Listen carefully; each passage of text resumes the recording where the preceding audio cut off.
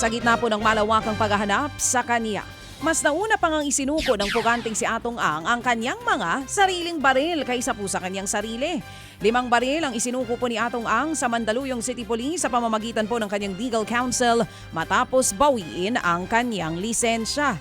Nitong Martes, pinuntahan po ng mga otoridad ang isa pang farm na mayroong sabungan at mansyon sa Barangay Pantaw sa Libo, Albay. Pero tanging caretaker lamang at kamag-anak ng abogado ang humarap sa mga opisyales. Ikinadismaya naman ni Acting PNP Chief General Jose Nartates ang balitang may mga pulis na tumutulong kay Ang. Bineberipika pa raw ito pero ang giit ni Nartates, hindi raw madidistract ang kanilang hanay sa anyay walang batayan na akusasyon. 10 milyong piso ang patong sa ulo kay Ang na wanted dahil po sa kaso ng mga nawawalang sabungero. Iginiit naman po ni Akbayan Party List Congressman Shel Jokno na dapat pagulungin na sa Kamara ang pagsasabatas ng panukala nilang paglalatag ng Independent Commission Against Infrastructure Corruption. Layunin po nito sa ilalim ng House Bill No. 4453 na maimbestigahan ang mga anomalya sa infrastructure projects ng gobyerno. Ayon pa kay Shel Jokno, kailangan kasi ng hiwalay na ahensyang tututok sa lahat ng kaso sa infrastruktura para hindi na ito makadagdag pa sa trabaho ng Department of Justice at ng Ombudsman. Naniniwala po si Shel Jokno na dapat maiprioridad ng pamahalaan ang investigasyon sa mga anomalya sa iba't ibang infrastructure projects. Yun nga lang, kahit lusot na sa komite sa Kamara, hindi pa rin daw natatalakay sa plenaryo ang kanilang panukala. Kailangan merong isang nakatutok na komisyon dito lang sa infrastructure cases dahil dito natin nakita na yung sobrang grabe yung corruption, maabot sa bilyon-bilyon at nakatali pa sa budget. Kaya para sa akin, number 1 priority dapat nitong pamahalaan itong problema sa infrastructure corruption dahil ang sigaw ng bayan ay pananagutan.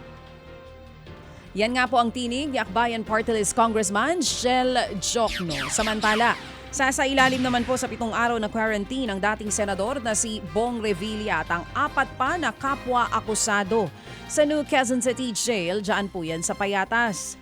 Inaresto si Revilla, kaugnay pa rin po yan sa maanumalyang Ghost Flood Control Project sa Pandi sa Bulacan. Ayon sa BJMP, walang ibibigay na special treatment pagdating sa senador o sa dating senador na ihahalo rin sa regular na selda ng mga preso kalaunan. Gaya po ng ibang inmates, bawal ang gadget sa loob at wala ring access sa internet si Revilla. 100 piso lang din ang budget nila sa pagkain kada araw. Tiniyak din po ng BJMP na maayos at makatao naman ang kondisyon ng kulungan ni Revilla. Ganon din ng ilan pang bilanggo. Exclusive na ho sa 10 yung yung selda nila at kung kailan ho nila gusto yung maligo, pwede naman. Isang palikuran ho yun, hati-hati ho yung 10 PDL at na may pag-aaral naman ho na sapat ho yung isang CR para sa 10 sa isang selda. May sarili ho kaming uniform, yellow uniform ho yan, PDL uniform at yun lamang ho ang pwede nilang suotin sa loob. Yan nga hindi po. Ho pwede, yung iba ho pinauwi ho namin. Yung iba hong dala nila na hindi ho pasok sa kulay ay pinauwi ko. For security reasons din.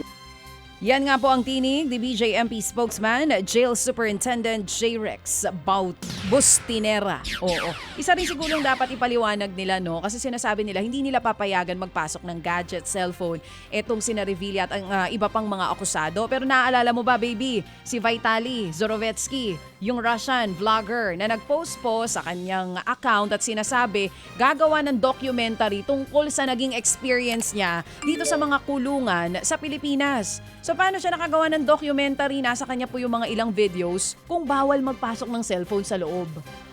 BI yun na Oo, selda. yun Hindi nga ito eh. BJMP. Yun ang Laruin kailangan mo lang. nating maklaro. Yun ba ay sa BI, sa BJMP? Kasi ang sinasabi nitong si Vitaly, very soon ilalabas niya pa daw po yung mga Saan hawak ba siya niyang nakakulong? videos. Yun ang dapat din natin Sa malaman. Makindulong si ano? Sa Taguig din ba ito? Sa Taguig, Sa ang immigration, pagkakaalala ko hindi mo hanapin alam. natin. Hanapin O, natin. sige. Oo, Abangan alam ko natin yung naranasan kanyang niya ano. yung kulungan eh. Kasi ang nagsalita kahapon, nakita ko sa balita, nagsalita si BJMP, itong si Bustinera din tungkol dito. Eto na mga kapatid, harinawa, wala talagang special treatment at talagang hindi magpapasok ng cellphone at gadgets, hindi ba? wala nga special treatment. Ano ka ba? Sana nga magkatotoo. Eto na, iba pang balita mga kapatid. Bukod po sa dating senador na si Bong Revilla, may 3 kaso rin po ng malversation ang nakabinbin ngayon sa Department of Justice laban naman po sa senador na si Joel Villanueva. Ayon sa DOJ, puro walang piyansa ang 3 kaso laban po kay Villanueva. Kasalukuyan na raw itong nasa preliminary investigation at pinag-aaralan na po ng prosecution. Nag-ugat ang mga kaso sa maanumalyang flood control projects ng contractor na Top Notch Catalyst Builders Incorporated sa Bulacan. Bukod po kay Senator Villanueva, respondents din sa kaso ang mga dating DPWH engineers na sina Henry Alcantara, Bryce Hernandez at JP Mendoza. Sinusubukan pa po ng News 5 na kuhanan ng pahayag si Senator Villanueva kaugnay ng isyung ito. Mga kapatid, brothers and sisters, saan ka pa? Dito na tayo sa totoo. Dito na tayo sa True FM. Mga kapatid, mag-subscribe and follow po kayo sa social media accounts ng True Network PH. Yan po kami, hanapin nyo lang True Network PH, Facebook, Instagram, YouTube, TikTok, and podcast. Mapa Apple or Spotify man yan, mahahanap nyo kami. Lahat ng mga napapanood at napapakinggan nyo po sa programa, nasa social media accounts namin yan. So paano mga kapatid? See you sa social media!